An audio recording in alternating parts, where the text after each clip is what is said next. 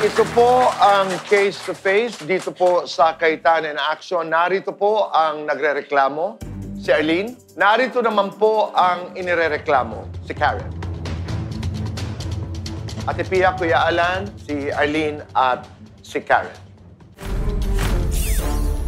Isa sa pinakamahalagang regalo sa atin ng Panginoon ay anak at pamilya, di ba? Ang maganda sa pag-uusapan natin ngayon is that nakita ko may openness kayo mag-usap eh. May pagdududa lang yung pagdidisiplina mo kung mahal mo talaga or kung lumalampas. Ikaw naman, hindi ka naman nagdududa na mahal din ni Arlene anak mo, pero parang may pagdududa ka rin kung nilalayo sa'yo. Yes po. So doon natin umpisahan. Yung sinabi mo kanina, anong gusto mong iparating kay Arlene? Andiyan si Arlene? Gusto ko pong iparating kay Ate Arlene na sana po pag nandun, inform po nila kami. Para hindi po kami nag-iisip na kung saan po namin nahanapin yung bata. Hindi naman po talaga siya totally sa amin dumediretso once po na umaalis po sa kanila. Minsan po nakikita ko na lang po nasa labasan. Tsaka ko lang po malalaman na nasa lugar ko po pala. Kaya po pag nag-chat po siya sa akin, kung nandun po yung anak niya, wala po talaga sa bahay namin. Pero pag nalaman mo naman, Karen, na sa kanila, ang feeling mo naman at least safe siya. Opo naman. Alam mo naman, Arlene, na natutuwa naman siya na wala sa kalye o wala sa mga kaibigan niya pag nasayo.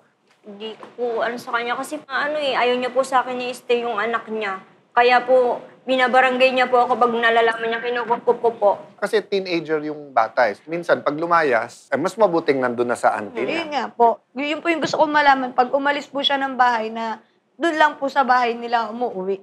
Hindi na po kung kani-kanino nakikituloy, nakikitulog. Pero syempre, ang dating kay Arlene, pag sinabi sa'yo nandun, gusto mo pa uwiin kagad. Hindi naman po. Kasi yung description mo, parang up and down yung relationship mo sa bata, and then yung description niya kanina na nag-iisip na ng medyo mabigat eh. Ngayon mo lang narinig yan? Opo. Hindi po umuwi yung bata kaya hindi ko po siya natatanong about dun po. Kaya mabuti nang may nakakausap siya, di ba? Opo. Pero iba kwento niyo sa pananakit eh. Ang kwento niya, pandidisiplina. Meron pong child abuse na emotional. So the words you use and the tone you use matters. Opo. So Arlene, sa iyong palagay talaga, hindi ordinaryong pagdidisiplina. Opo, sobra po. Lagpas na po bilang pagdidisiplina po ng isang magulang. Pwedeng marinig sa'yo na ano yung nakita mo para masabi mong labis na ang pagdidisiplina. Yung pagpalo po at pagbato po ng bagay na nakakasakit. Saan daw siya pinapalo? Kahit saan po tamaan. So nasasampal din, nababatukan. Anong sagot mo doon, Karen? Nagagawa po talaga namin yun. Pag yung sobra na po siguro yung galit kasi mahirap po talaga siyang pakiusapan. Kung saan tinatamaan, ay magdidetermine kung child abuse yun. So kahit anong galit mo, pag sampal na o batok o tinamaan na dito, kayo na ang mali nun. At sa batas, hindi ordinaryong pagkakamali. Child abuse na yon. Dadating ang time, papailan talaga kayo ng kaso. And for your information, walang karapatan ang barangay na aregluhin kapag ka ang kaso ay bawsi o child abuse. Pag sinabi ng magulang, dinidisiplina ko lang, you take their word for it, di ba? Kasi gusto mong magkaayos. Pero pagka parating nasasaktan, pati yung bata, sakit na yon nung nananakit sa kanya. Pero willing ba kayong mag-asawa na mag-commit na hindi nyo sasaktan ng ganon? Opo. Kasi yun lang naman ang nirereklamo ni Arlene. Karapatan mong mag-disiplina, pero may hangganan yung pagdidisiplina. Arlene, ikaw ba may advice kang mabibigay sa kanya? Paano sila magkakaayos mag-ina? Mag-open na po sa isa't isa. Tsaka yung mahinahon pong usapan. Maano po yung bata na parang hindi siya welcome sa family nila. Matatanggap mo kaya, Karen, na hindi pananaw ni Arlene yon, pero yun kasi kwento ni Opo. Maaring hindi totoo, pero ang pananaw niya talaga, hindi siya welcome sa inyo or hindi mo siya tinuturing na anak. Kasi pagka na-recognize mo yon, hindi ibig sabihin that that's true. But mas iiba approach mo. Kasi di ba ang teenager naman dumadaan sa maraming pagbabago sa buhay. 14 ba? Tama? Yes po. Hindi mo alam yung pressures niya sa school, pressures sa barkada, Yes. pressures sa social media, di ba? Nasabihan mo talaga siya na pokpok ka. Opo. Gawa po dun sa mga picture niya po. Part lang po nung post ng bata is eto lang po. Tapos yung pinaang cleavage, labas. Naintindihan ko yun, anak. But ang point ko, hindi ba pag tinabi mo anak mo, alam mo, sabihin mo, anak, alam mo, kung gusto mong respetuhin ka ng iba, respetuhin mo rin sarili mo. I just want to keep emphasizing, yung child abuse, hindi lang po yun yung physical. Yung verbal din, yung words na ginagamit, yung tono na ginagamit. Gusto ko lang iliwanag, Arlene, meron kang nabanggit na masyado siyang pinapagtrabaho. Ano ba yon? Nagtatrabaho po siya para po makadagdag po sa pambaon po niya. Nagtatrabaho saan? Sa ano po, kapatid po nung asawa niya po. Ano yung trabaho sa kapatid? Nagtitinda po ng palamig. Kaya lang po kasi panggabi po yun mas delikado po. Kasi 12:00 na po umuwi. Anong sagot mo doon, Karen? Yung time po yun na wala pong trabaho pa yung papa niya. Kumbaga po gusto rin pong tumulong nung tito niya. So kung walang trabaho papa niya, ba't hindi yung papa niya magbenta ng palamig? Bakit yung Hindi anak po na- kasi or sila magkasundo nung kapatid po niyang yun. nagkusa si Cheche or inutusan niyo si Cheche? Siya po mismo ang nag-ano rin sa tito niya. Nung makahanap po ng trabaho papa niya, sinabihan ko na po siyang wag na magtinda. May sinabi ka na pinapagtrabaho siya sa bahay. May gusto ka bang ipahiwatig na ino-overwork ang bata? Porket siya po yung panganay, siya na po yung gagawa lahat. Si Cheche, panganay, ang kasunod ilang taon? 12 years old po. Hati-hati sila sa gawaing bahay. Opo, opo. Bilang isang nanay at bilang isang boss ng sarili kong opisina, kung kanino kakampante na magagawa yung trabaho, siya yung uutusan at uutusan,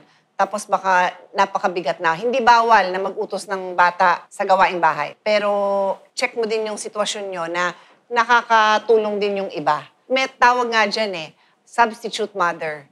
Kasi yung parang ang panganay, ate din ako, kaya alam ko yung feeling na yun. Talagang napapasa sa mga ate ang trabaho ng nanay. Ang dating pananaw, yung gawaing bahay, puro sa babae. Gender equality tayo. Which means na gusto mo rin may time ang babae makapag-aral. May time din yung lalaki na matuto din sa gawaing bahay para tulong-tulong. Para yung mga anak mong lalaki, pag naging mga binata at may edad na yan, marunong din tumulong sa bahay sa mga future na mga asawa nila. Tsaka maganda rin kung may opportunity na isulat ang mga obligasyon ng mga bata. Pero recommendation yan ng mga experts para nakikita mo rin na, para palang napunta pala dito sa isang anak ko lahat. Karapatan at obligasyon ng isang magulang na pangaralan ng anak niya. Hindi pwedeng pakawala tayong mga magulang at hindi natin pinagsasabihan yung anak natin kung ano yung tama, ano yung mali. Pero yung paraan ng pagsabi, yan ang napaka-importante. Ang laki nung pressure sa ating mga magulang na unahan natin na tayo ang laging may respeto at laging kontrolado.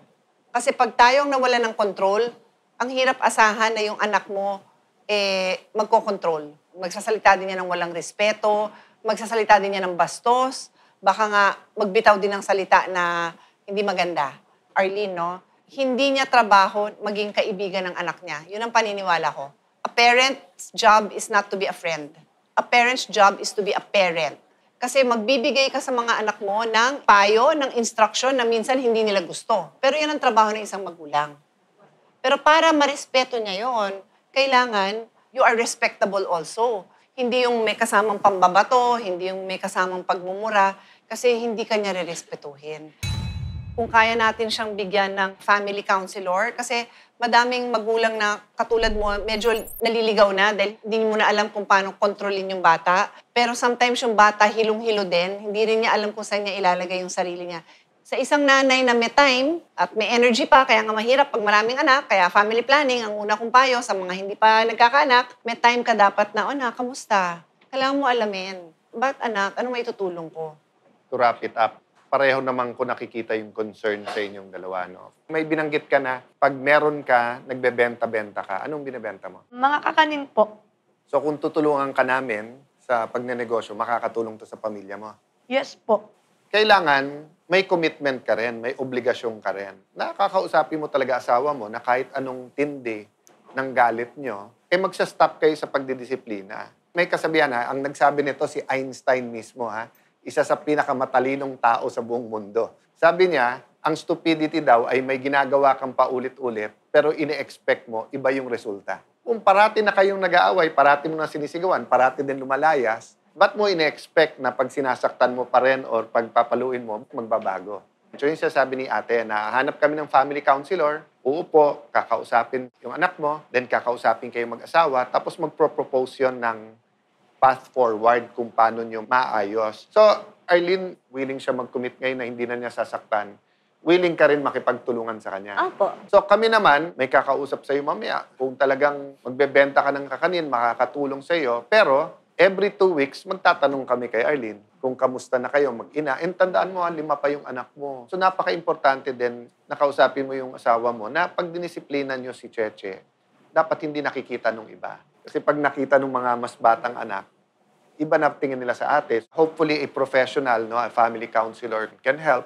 Kuya Alan, para tapusin natin ito, masama pa rin ba ang loob mo kay Arlene? Medyo gumaan-gaan naman po. Pero may konti pa rin. At anong pinanggagalingan ng konting sama ng loob na yun? Naniniwala po kasi kagad sila doon sa sinasabi ng bata. Hindi po nila muna inaalam yung punot dulo. Ang sa akin lang, sana naman, pag nagsalita sa inyo yung bata, alamin nyo muna bakit namin siya na pagalitan, bakit namin nagawa sa kanya yun. Kasi sa totoo lang po, pag nasaktan po nung ama nila, yung mga bata, nag-aaway din po kami mag-asawa. Arlene, may nais kang sabihin? Sa akin lang naman po sana po tratuhin na nila yung bata ng tama po. At anuhan po nila ng pagmamahal. Parang nakukulangan po kasi yung bata sa pagmamahal. Ako last comment lang. Ang naiisip ko, 1 buwan halimbawa, nawawala si Cheche. Yes po. Ako may nanay, lahat tayo may mga nanay. Importante sa akin yung leksyon na kung nakaya ninyong mag-asawa na hindi makita ang inyong anak ng 1 buwan, anong mensahe na naipadala yon sa inyong anak? Kasi palipat-lipat na sa mga kaibigan hanggang nakarating sa tiyahin. Ang intensyon mo ay disiplinahin kasi ang daming nagagahasa, ang daming napapatay sa ating lugar. Yung intensyon, hindi ko pagdududahan. Pero yung pamamaraan ng pakikipag-usap sa anak ay maaaring yun ang sumusugat. Kasi sino namang anak ang ayaw umuwi sa isang masayang tahanan? Ang expression of love nyo, yung pagpapakita nyo ng pagmamahal, iba ang dating doon sa bata. Kaya she finds peace doon sa labas ng bahay. Mahal na mahal mo ang anak mo. Yes. Hindi ako magdududa. Mahal na mahal ka ng anak mo. Hindi lang kayo nagtatagpo dahil ang lingwahe nyo iba. Yun. Kami ay katuwang nyo at kasama na mabuo yung pamilya. No? And babantayan namin at abot na makakaya makakatulong. Pati sa'yo, Arlene. No? Karen, salamat. Arlene, salamat. Thank you po. Marami pa tayong kwentuhan na magaganap sa pagbabalik po ng...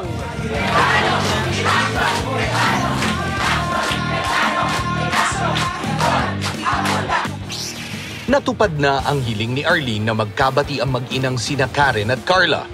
Umuwi na si Carla sa bahay ng kanyang nanay at hinihintay na nila ang araw ng kanilang counseling para tuluyang mapaghilom ang mas malalim pang sugat ng kanilang relasyon.